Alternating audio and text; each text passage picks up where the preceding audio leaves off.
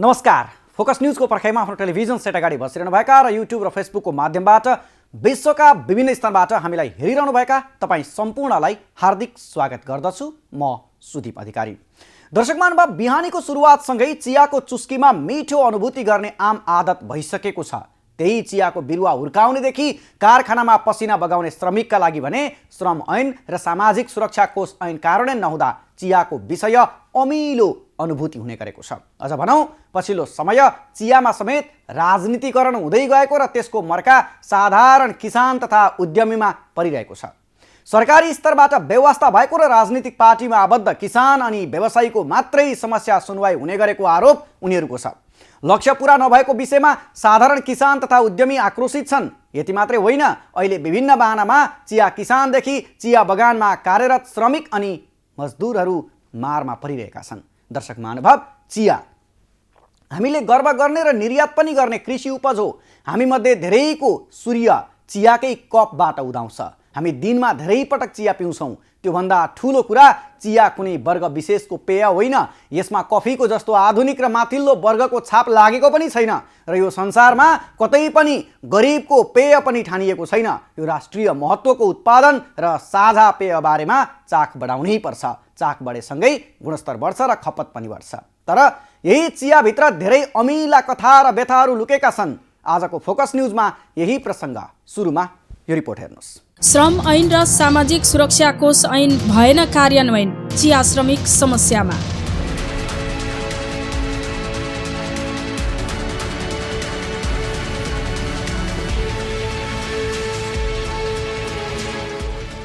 बिहानीको सुरुवातसँगै चियाको चुस्कीमा मिठो अनुभूति गर्ने आम आदत भइसकेको छ। त्यही चियाको बिरुवा हुर्काउनेदेखि कारखानामा पसिना बगाउने श्रमिकका लागि भने श्रम ऐन र सामाजिक सुरक्षा कोष ऐन कार्यान्वयन नहुँदा चियाको विषय अमिलो अनुभूति हुने गरेको छ।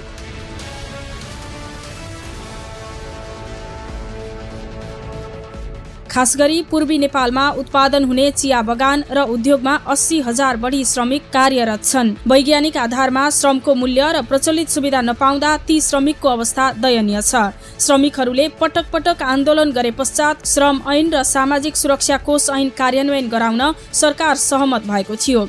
चिया उद्योगी कानुन बमोजिम श्रमिकलाई तलब र सुविधा दिन सहमत छैनन्। यसबाट वर्षेनी चिया क्षेत्रमा उद्योगी र श्रमिक पक्षबीच द्वन्द्व निम्तिने गरेको छ। चिया क्षेत्रमा 20औं वर्ष काम गर्ने श्रमिक श्रम कानुन बमोजिमको सेवा सुविधाबाट वञ्चित हुनु परेको अखिल नेपाल चिया मजदुर संगठनकी केन्द्रीय अध्यक्ष सीता सापकोटाको भनाइ छ। उनका अनुसार योगदानमा आधारित सामाजिक सुरक्षा कोष ऐन 2074 सालदेखि लागू भए पनि चिया क्षेत्रका रोजगारदाता कम्पनी र प्रतिष्ठान कोषमा सूचीकृत भएका छैनन्। त्यसका कारण श्रमिकले राज्यले तोकेको सुविधा समेत पाउनबाट वञ्चित हुँदै आएका छन्। आन्दोलन नगरेसम्म सहमति नहुने र बल्ल बल्ल सहमति भए पनि कार्यान्वयन नहुने हुँदा सेवाबाट निवृत्त हुँदा चिया श्रमिकले कुनै उपदान प्राप्त नगरी रित्तो हात कम्पनीबाट निस्कनु पर्ने बाध्यता छ। उनले रोजगार सम्झौता बिना नै श्रमिकलाई काममा लगाउँदा हजारौं मजदुर अन्याय र उत्पीडनमा परेकाले तत्काल उद्योगी व्यवसायीलाई मजदुरको अधिकार तथा सामाजिक न्याय प्राप्तिका लागि सामाजिक सुरक्षा कोष ऐन र श्रम ऐन कार्यान्वयन गराउन सरकारले पहल गर्नुपर्ने बताएकी छन्। नीति स्पष्ट छैन चिया क्षेत्रलाई हेर्ने, अथवा चाहिँ कृषिमा लाने कि उद्योगमा लाने भन्ने नीति स्पष्ट नहुँदा चिया क्षेत्रको उद्योग चाहिँ अलिकति जोखिममा छ। त्यसमा पनि अब उद्योगै जोखिममा भएपछि मजदुरहरू त्यहाँभित्र काम गर्ने श्रमिकहरू त झन् धेरै जोखिममा छन्। किनकि श्रम ऐन 2074 पनि त्यहाँ कार्यान्वयन भएको छैन होइन। त्यो चाहिँ अब राज्यकै दोधारे नीतिको कारण कार्यान्वयन नभएको हो।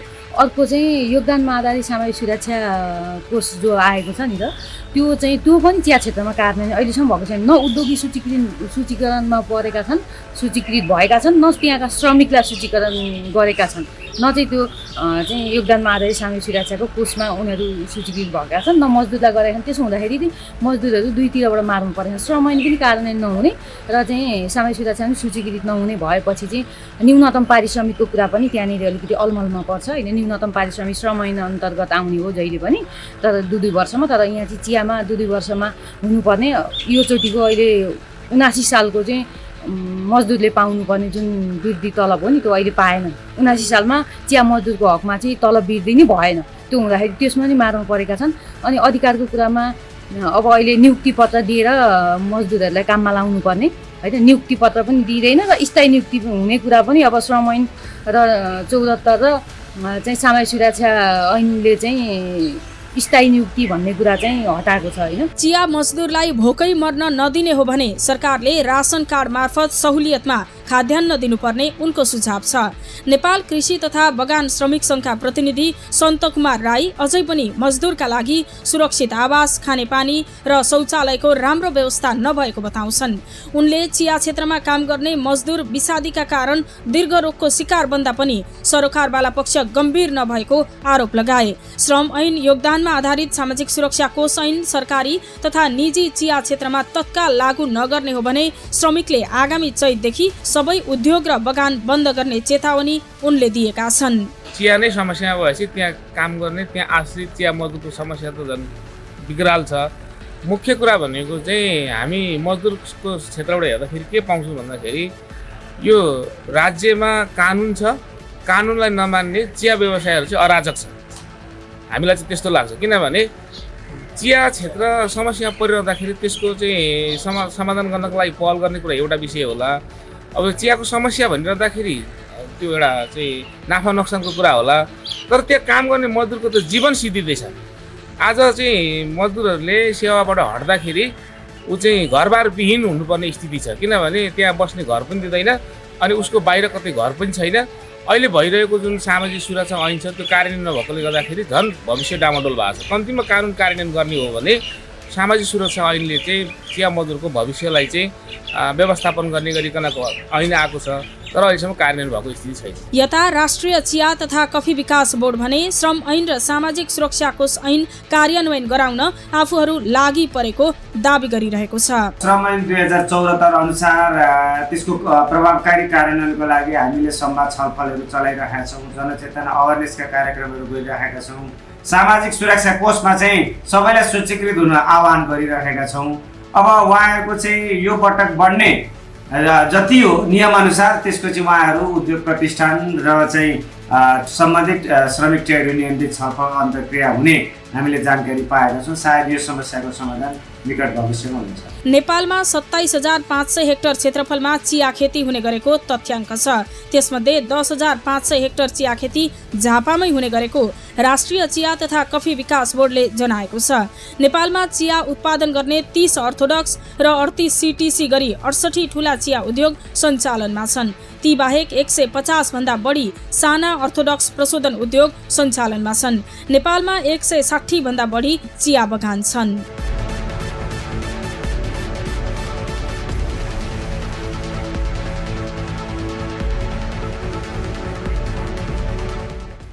दर्शक महानुभाव, नेपालमा चियाको व्यावसायिक खेती हुन थालेको 159 वर्ष पुरा भएको छ।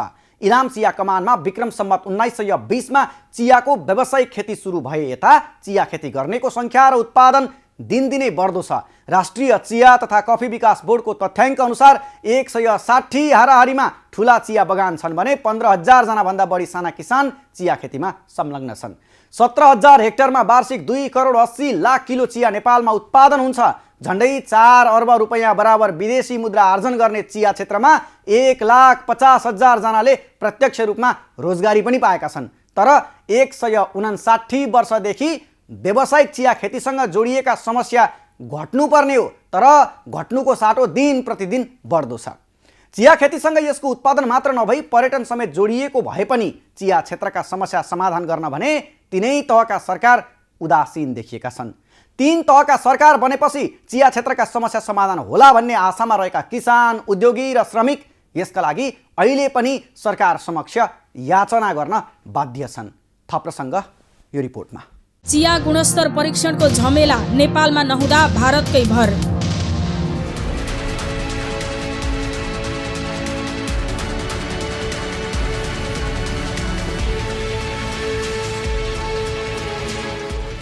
नेपाली चियाको गुणस्तर परीक्षण गर्ने प्रयोगशाला स्वदेशमा नहुँदा चिया उत्पादक व्यवसायी समस्यामा परेका छन्।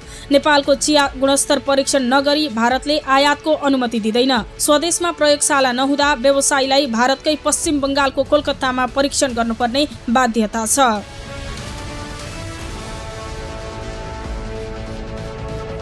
उद्योगीले तयारी चिया बोकेका कन्टेनर हप्ता दिनसम्म मेची भन्सार कार्यालय काँकरभिट्टामा राखेर कोलकातामा परीक्षण गर्न लैजान्छन्। परीक्षणको रिपोर्ट आएपछि मात्र भारत लगायत तेस्रो देशमा चिया निर्यात हुने गरेको नेपाल चिया उत्पादक सङ्घका अध्यक्ष सुरेश मित्तलले जानकारी दिए। उनले मुलुकमै चिया निर्यातबाट वार्षिक 3 अर्ब बढी रकम भित्रिरहँदा पनि सरकारले स्वदेशमै प्रयोगशाला स्थापनाको पहल नगरेको गुनासो गरे। चिया उद्योगप्रति सरकारको व्यवहार विभेदपूर्ण रहेको बताउँदै उनले भारतले गुणस्तर परीक्षण नगरी एक प्याकेट पनि चिया लैजान नदिने र त्यति टाढा कोलकाता पुर्याएर गुणस्तर परीक्षण गर्दा समय र लागत बढ्ने उल्लेख गरे। सरकारले चाहने हो भने प्रयोगशाला राख्नु कुनै ठूलो समस्या नभएको उनको भनाइ छ। नेपाली चिया उत्पादकहरूले गुणस्तर परीक्षण गर्ने मान्यता प्राप्त ल्याब खोल्न सरकारसँग पटक पटक माग गरेका छन्। मुलुकभित्र चियाको गुणस्तर परीक्षण गर्ने ल्याब नहुँदा भारतमा जस्तो गुणस्तर मापन हुन्छ त्यसकै आधारमा मूल्य पाउने गरेको मित्तलले गुनासो पोखे। मुलुकको आर्थिक सूचकाङ्कमा चिया उद्योग सफल उद्योगको रूपमा चित्रित भए तापनि सरकारको नीति र दृष्टिकोण भने सकारात्मक नभएको साना किसान चिया सहकारी सङ्घका अध्यक्ष हर्क तामाङको आरोप छ। भारतसँग समन्वय गर्ने निकायको अभावमा भारतीय व्यापारीले तोकेकै मूल्यको आधारमा 50 वर्षदेखि एउटै मूल्यमा नेपाली उद्योगी व्यवसायी चिया बिक्री गर्न बाध्य भएको उनको भनाइ छ। राष्ट्रिय चिया तथा कफी विकास बोर्ड वीरता मोडका प्रमुख इन्द्र प्रसाद अधिकारीले निर्यात हुने नेपाली चियाले भारतको कोलकाता स्थित सेन्टर फुड ल्याबमा गुणस्तर परीक्षण गराएर मात्र निर्यातको अनुमति पाउँदै आएको बताए। नेपालको कुल चिया उत्पादनको 79% प्रदेश नम्बर 1 मै उत्पादन हुने हुँदा चिया परीक्षणको ल्याब स्थापना गर्ने तयारी भइरहेको उनको दाबी छ। मुलुकमै गुणस्तर परीक्षण गर्ने ल्याब सञ्चालनमा आए चिया उत्पादन पनि बढ्ने र विदेशी बजारमा नेपाली चियाले उचित मूल्य समेत पाउने उनी सुनाउँछन्। नेपालको चिया सब स्ट्यान्डर्ड छ या गुणस्तरको युक्त छैन भन्ने जुन दाबी गरेको छ यो चाहिँ यसमा तथ्यता अथवा सत्यता छैन। किनभने नेपालबाट भारत एक्सपोर्ट गर्नु अगाडि नै सेन्ट्रल फुड ल्याबोरेटरी भारतमै छ जुन कलकत्तामा पठाएर त्यो स्याम्पल पास भए पछाडि मात्रै यहाँबाट भन्सार पास हुने हुँदाखेरि यसलाई चाहिँ कम गुणस्तरको छ भनेर भन्नु भनेको चाहिँ आफ्नो खुट्टामा आफै बन्चर हान्नु। किनभने उहाँकै ल्याबबाट पास भएका स्वीकृत भएका चाहिँ हाम्रो मालवाहक गाडीहरू मात्रै इन्डिया चिक्रस भन्सार पास हुने हुँदा हाम्रा नेपाली चियाहरू अझ भारतीय चियाभन्दा यङ छन्। यहाँ चाहिँ साना कृषकहरूबाट उत्पादित चियाहरू छन्, केही सहकारीहरू माध्यमबाट उत्पादित चियाहरू छन्। त्यसले गर्दाखेरि नयाँ बोर्डको नयाँ पालुवाको त गुणस्तर राम्रो हुने नै भयो। विशेष अझ तपाईँको चाहिँ इलामको अर्थोडक्स चियाले त एउटा चाहिँ ख्याति कमाउँदै गइरहेको अवस्था छ। त्यसले गर्दा यो नेपालको चिया चाहिँ गुणस्तरको सवालमा नेपालको चियालाई कुनै पनि प्रश्न गर्नुपर्ने जरुरी छैन। राष्ट्रिय चिया तथा कफी विकास बोर्डका अनुसार हाल वार्षिक 2 करोड 80 लाख केजी तयारी चिया उत्पादन हुँदै आएको छ। कुल उत्पादित चियाको 50% आन्तरिक खपत हुने गरेको र बाँकी सबै भारत तथा तेस्रो मुलुकमा निर्यात हुँदै आएको छ। बोर्डका अनुसार चिया निर्यातबाट वर्षेनी 3 अर्ब 80 करोड विदेशी मुद्रा आर्जन हुने गरेको छ। चिया क्षेत्रमा 70,000 व्यक्तिले प्रत्यक्ष रोजगारी पाएका छन्। नेपालमा चिया उत्पादन गर्ने 30 अर्थोडक्स र 38 वटा सीटीसी गरी 68 वटा ठूला चिया उद्योग सञ्चालनमा छन्। 150 भन्दा बढी साना अर्थोडक्स प्रशोधन उद्योग सञ्चालनमा छन्। नेपालमा 160 भन्दा बढी चिया बगान रहेका छन्। चिया खेतीमा 15,000 भन्दा बढी साना किसान आबद्ध छन्।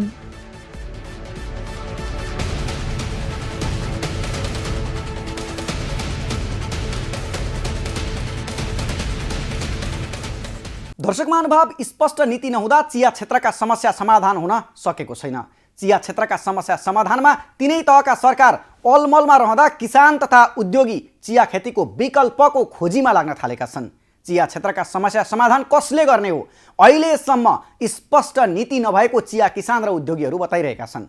चिया क्षेत्रका समस्या समाधान गर्ने अधिकार क्षेत्रबारे स्पष्ट नीति नहुँदा चिया बगान पनि अहिले मासिन थालेका छन्। चिया क्षेत्रका श्रमिकले केही समय अघि श्रम ऐन कार्यान्वयन र चिया उद्योग सामाजिक सुरक्षा कोषमा जानुपर्ने मागसहित आन्दोलन गरे। 45 दिनसम्म सडक सङ्घर्ष भयो, तर अहिलेसम्म चिया बगान र उद्योगमा श्रम ऐन लागू भएको छैन। यति मात्रै होइन, चियाभित्रका अरू थुप्रै समस्याहरू छन्। थप प्रसङ्गमा प्रवेश गर्नेछौँ, तर एकैछिनको विश्रामपछि।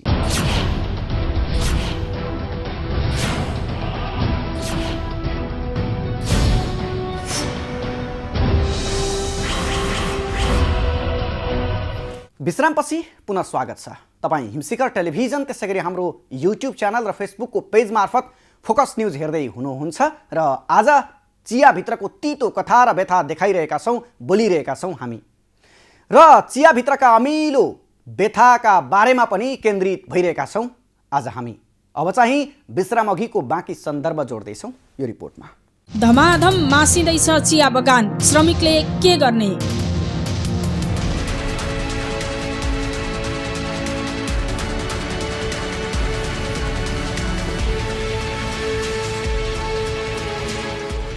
भू उपयोग नियमावली 2079 को कारण देखाउँदै झापाका साना किसानहरूले धमाधम चिया बगान फाड्न थालेका छन्। जिल्लामा सबैभन्दा धेरै बिर्तामोड नगरपालिका वडा नम्बर 7 का हरिया चिया बगानहरू मरुभूमि जस्तै बन्न थालेका छन्। पूर्वी नेपालको मुख्य नगदे बालीको रूपमा खेती गर्दै आएको साना किसानका चिया बगानहरू पछिल्लो समय धमाधम फाडिन थालेका छन्। जग्गा वर्गीकरण गर्दा कृषि क्षेत्रलाई उपेक्षित गरेको भन्दै आवास क्षेत्र कायम गर्न किसानले बगान फाड्न थालेका हुन्।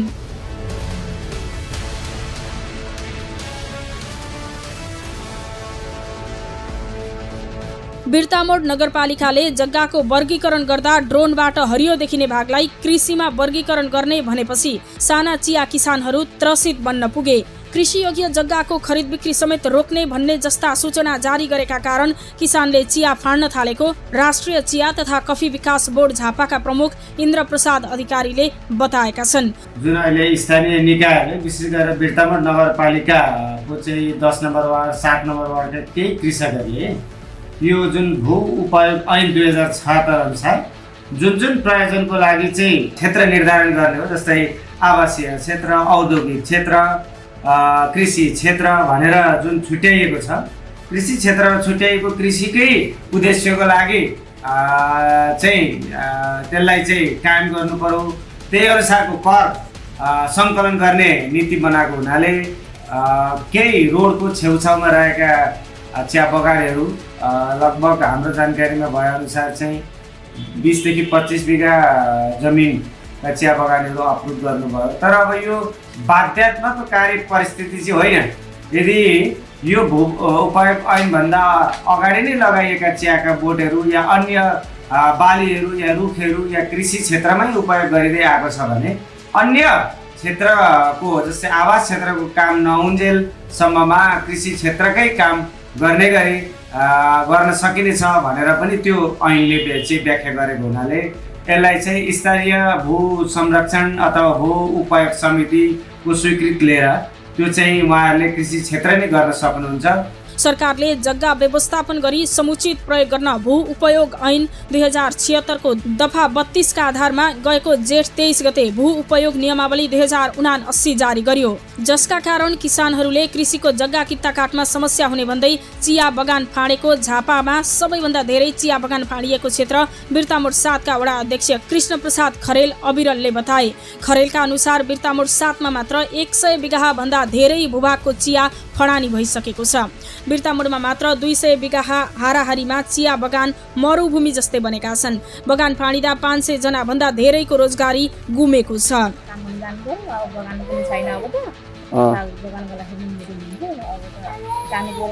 मजदुरी गर्न धान काट्न सिजनमा पाइन्छ, अरू बुढाको सन्तान छैनन् भनेर तर आमा त हुनुहुन्छ छैन भनेर उनीहरू आफ्नो गरेको छन्। अनि हामीलाई केही पनि भनेको छैन, हस्नु पनि भनेको छैन, के भनेको छैन।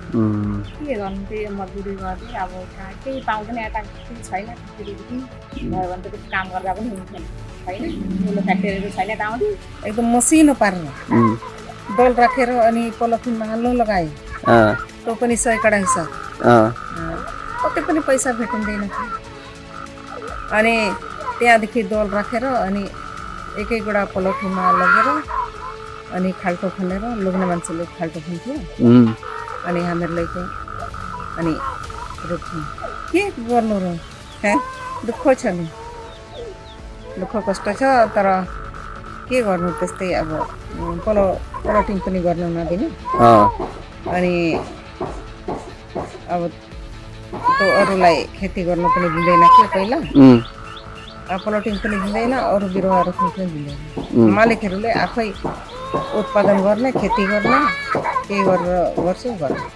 त्यस्तो सुनेको। जिल्लामा वर्षेनी चिया क्षेत्र घट्दै गइरहेका बेला बगान क्षेत्र फाँडिनुले नेपालकै सबैभन्दा धेरै चिया उत्पादन हुने झापामा चिया उत्पादनमा ह्रास आउन थालेको छ। एकातिर बजारको समस्यासँगै भू उपयोग नीति प्रष्ट पार्न नसक्दा बगान क्षेत्र घट्नुले पर्यावरणसँगै आर्थिक उपार्जन समेत घट्ने चिया व्यवसायीको भनाइ छ।